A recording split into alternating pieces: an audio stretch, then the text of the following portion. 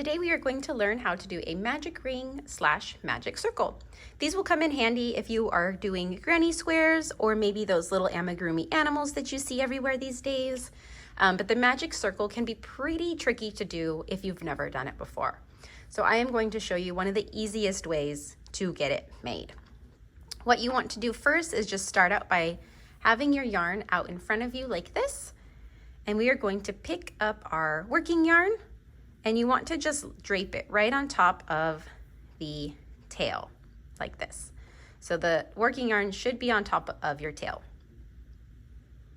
Put your fingers through that loop that we just created, like this, and we're going to reach and grab the tail right next to the loop.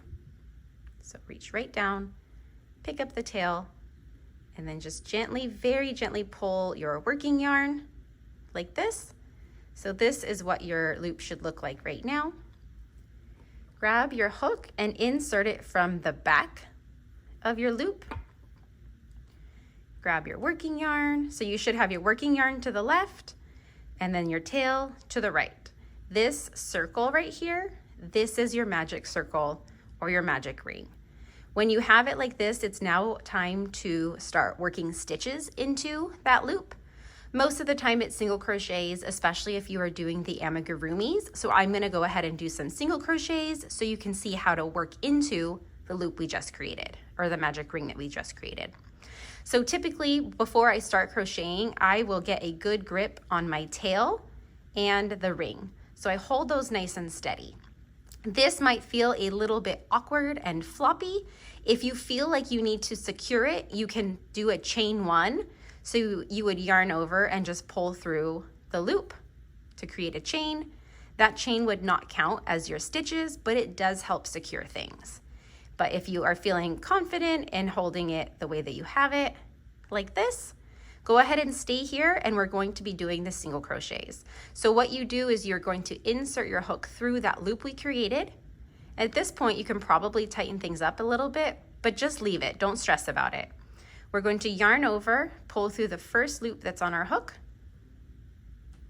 like this, yarn over, pull through both of the loops to create a single crochet. So you insert your hook back through the loop, yarn over, pull through the first loop, yarn over, pull through both loops. So I'm going to do a few more single crochets so I can show you what it looks like when we are done putting them into the loop. Can be tricky. Most of the time they start off with six single crochets in the magic ring, but I think I might have done more, which is fine.